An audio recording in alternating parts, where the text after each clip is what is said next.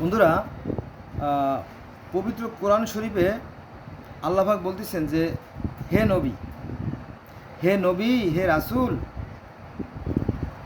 আমি তোমার পূর্বে অনেক রাসূল পাঠিয়েছিলাম, যাদের কথা তোমাকে বলেছি, যার কথা অর্থাৎ কিছু কিছু নবী রাসূলের কথা তোমাকে বলেছি, আর অনেক রাসূলের কথা বলিনি। এটা আছে সূরা আন-নেসা আয়াত নম্বর 163। তার মানে কি আরও অজ্ঞাত বহু সংখ্যক নবী রাসূল রয়ে গেছে। বন্ধুরা, example is better than precepts. That mean হলো যে দেখতে পারলে কেউ শুনতে চায় না। দেখবেন যে আমাদের মা, আমাদের বোন, আমাদের ভাবি, আমাদের বউ বা আমাদের মেয়ে, যেই হোক না কেন, যে রান্না করার পরে সব হাঁড়ির ভাত কি টিপে টিপে দেখে? It is not possible.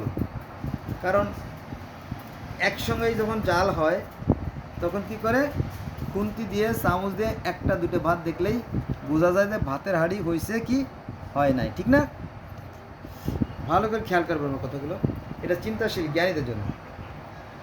এখন এই 1,24,000 বা 2,24,000 নবীদের কাহিনী যদি কোরআন শরীফের সংযোজন,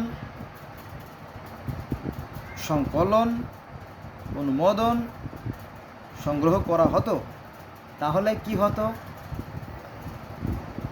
100 খণ্ডের ত্রিপিটকের মতো বিশাল এক গ্রন্থ, অথবা হিন্দুদের উপনিষদের মতো 18 খণ্ড হতো, তাই না? তখন মানুষ কিন্তু পড়তো না, পড়ে বুঝতেও পারতো না। এজন্য এখান থেকে নির্যাস, তার মানে সারাংশ বা সারমর্মটা দিয়ে একটা সংক্ষিপ্ত আকারে গ্রন্থ তৈরি করেছে, যে আমার বান্দারা দুর্বল, এইভাবে কোরআনটা তৈরি করছে। এখন কোরআনের নির্দেশ অনুযায়ী আমরা কি চলি? বলেন না। আমাদের এই বাংলাদেশে শতকরা 92 বা 93% মুসলমানের দেশে আমাদের সংসদ ভবন অন্তত 200, 250 বা 300 আলেম ওলামা মুফতি মুহাদ্দিস থাকার কথা, কিন্তু একজনও নাই। একজন ছিল দেলোয়ার সাইদি, তারা নাকি মাইরে ফেলাইছে। তার মানে কি, কেন পছন্দ করে না? হাউ পসিবল ইট ইজ, এটা কীভাবে সম্ভব? তার মানে কি সবই ধোঁকাবাজ? হ্যাঁ, সব ধোঁকাবাজ। এরা পৃথিবীও চায়, আবার জান্নাতে 72টা হুর, স্বর্গের নাজ নিয়ামত চায়, কিন্তু দুইটা তো একসঙ্গে পাওয়া সম্ভব না। তুমি দুনিয়াও চাও, আবার আখেরাতও চাও। এটা একটা পাগলামি বা বোকামি বা ধুকামি। বোঝা গেছে বিষয়টা? এরকম করা যাবে না। ভালোকে ভালো, অর্থাৎ সত্যকে সত্য আর মিথ্যেকে মিথ্যে বলার নামই আছে ধর্ম। বুঝতে যদি কোনো ত্রুটি হয়, তাহলে আপনার যে বিবেক দিয়ে দিয়েছে আল্লাহ, বিবেকের কাছে প্রশ্ন করে দেখবেন, আপনার বিবেক 100% সঠিক উত্তর দানে সক্ষম।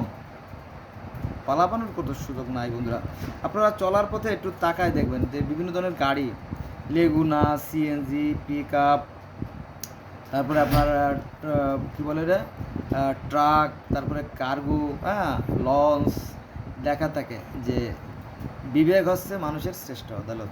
100% রাইট। সৃষ্টিকর্তা not only man but also all kinds of animal are get knowledge from their almighty creator. শুধু মানুষই নয়, পৃথিবীর প্রত্যেকটা প্রাণী সেই সৃষ্টিকর্তার পক্ষ থেকে কী পাইছেন? ভালো মন্দের জ্ঞান পাইছে। এটা আমি আবার বলবো একই কথা, যে example is better then percept. আপনি দেখেন, আমরা এই গোটা পৃথিবীর যে প্রত্যেকটা মানুষ, আমরা একই উৎস থেকে উৎসাহিত, সেটা নিয়ে আমি এবার বলবো যে জ্ঞানের কথা যেটা বললাম। দেখবেন যে পৃথিবীর 4 ভাগের 3 ভাগ পানি। তো এই পৃথিবীতে যে পানিতে যে মাছগুলো বাস করে, প্রত্যেকটা মাছের কিন্তু জ্ঞান আছে। চেলা মাছ, চুচড়ো মাছ, কই মাছ, পুঁটি মাছ, সবার জ্ঞান আছে। হ্যাঁ, আপনি দেখলেন ঘাটে যে রুই মাছে শ্যাওলা খাচ্ছে না? শ্যাওলা খাচ্ছে। আপনি বাড়ির থেকে কোষ নিয়ে দিলেন কোপ, তাই না? আমি একবার গোপালগঞ্জের প্রধানমন্ত্রী শেখ হাসিনার যে ডিস্ট্রিক্ট গোপালগঞ্জের কাশিয়ানী থানার সুক্ত গ্রাম অর্থাৎ রামদিয়া আর পূর্ব দিকে আর ওড়াকান্দির পাশে আর কি, ওড়াকান্দির পাশে ওই যে ভারতের যে প্রধানমন্ত্রী মোদি আসলেন, যিনি ওড়াকান্দি আসলেন না, ওর পাশের গ্রাম আর কি, সুক্তগ্রাম, রাজপাট সুক্তগ্রাম। তো ওই সুক্তগ্রাম বেড়াতে গেছিলাম এক বাড়িতে, ওই লোকের নাম হচ্ছে তৈয়বুর রহমান, ওই বাড়িতে বেড়াতে গেছিলাম। তো ওই বাড়িতে যাওয়ার পরে ওদের চারদিকে শুধু পানি আর পানি, দেখলাম যে রুই মাছ, বুঝছেন। তা আমার আবার ভীষণ কৌতূহল লাগলো, তো আমি আবার বললাম, আন্টি কোচটা দেন তো, আমার ছোটোবেলা মাছ মারার ভীষণ শখ, তারপরে কাইলে মাছ মারার শখ। তো আমার এক বন্ধু ছিল মোস্তফা কামাল, তার একটা ইয়ারগান ছিল, আমরা পাখিও মারতাম। যাক, আমি যদি কম সময় দিছি তার সাথে, তো কোচ নিয়ে দিলাম কোপ, বিশাল রুই মাছ গেতে গেল। চমৎকার ব্যাপার, তাই না? তো কথা হচ্ছে যে বাকি যে মাছগুলো ছিল তারা নাই, নাই তো নাই তো নাই নাই নাই নাই অদৃশ্য হয়ে গেছে। একটা মাছ পাইলাম, মাছ ছিল শতাধিক, বোঝা গেছে বাড়ির পাশে ওরা খাবার খাইতে এসছে।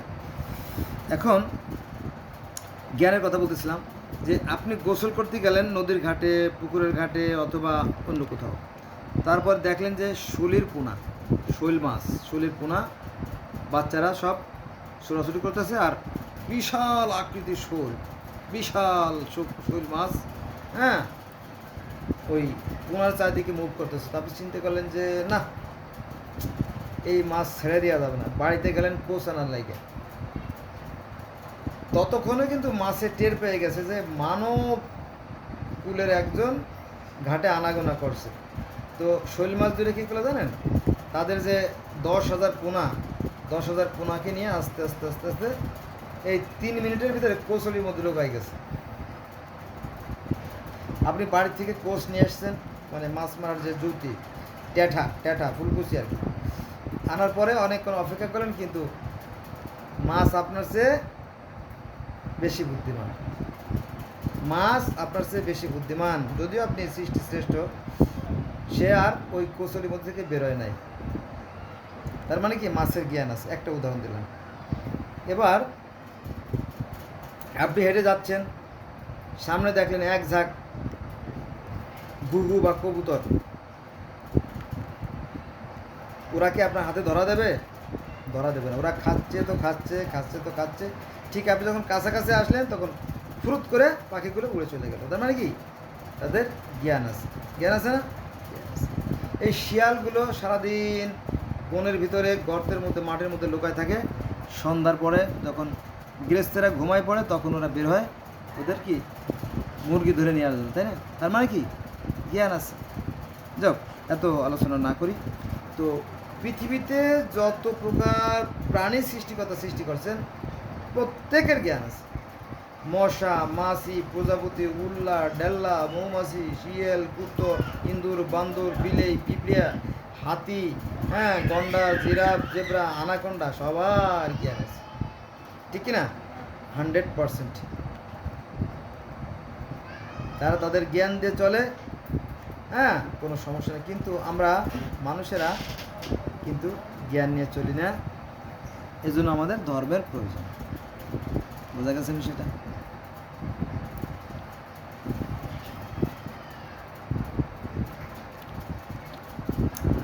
তাহলে আমরা কি আলোচনা করতেছিলাম যে সৃষ্টিকর্তা প্রত্যেকটা প্রাণীকেই ভালো মন্দের জ্ঞান দিয়ে সৃষ্টি করছেন, হ্যাঁ, আর এই কোরআনটাও এই জ্ঞান, আর কিছুই না। ভালো ভালো কিছু জ্ঞানের সমন্বয়, ভালো এবং মন্দের পার্থক্য করে একটা জ্ঞানের গ্রন্থ। তো এই যে এর আগে যেহেতু ক্যালেন্ডার আবিষ্কার করা হয় নাই, তারপরে এই যে হিজরি মাস গণনা করা হয় না, এই জন্য আগেকার যে কথাগুলো সেগুলো ওইভাবে লিখিত আকারে রাখা সম্ভব হয় নাই, কারণ লিখনি পদ্ধতি তো আবিষ্কার হয় নাই। তারপরে মিশরীয়রা, গোটা পৃথিবীর মধ্যে মিশরীয়রা সর্বপ্রথম কী করে, এই লিখনি পদ্ধতি আবিষ্কার করে। লিখনি পদ্ধতি বলতে এখন হচ্ছে বর্ণলিপি, এভাবে না, তারা চিত্রলিপির মাধ্যমে প্রথম লিখনি সৃষ্টি করে, পরবর্তীতে এটা বর্ণলিপিতে রূপ নেয়। তারপরে আস্তে আস্তে ধাপে ধাপে পৃথিবীটা আরও আরও উন্নত হয়েছে। ঠিক আছে, এজন্য এদের কথাগুলো স্মরণ করা উচিত এবং আমাদের বেশি বেশি বিজ্ঞান চর্চা করা উচিত, নইলে আমরা পিছিয়ে পড়ে যাব। মুসলমানরা যেদিন থেকে বিজ্ঞান থেকে সরে গেছে সেদিন থেকে আস্তে আস্তে পিছিয়ে পড়া শুরু করছে। বোঝা গেছে বিষয়টা? এবং আজকে এই বন্ধু রইল। আল্লাহ হাফেজ।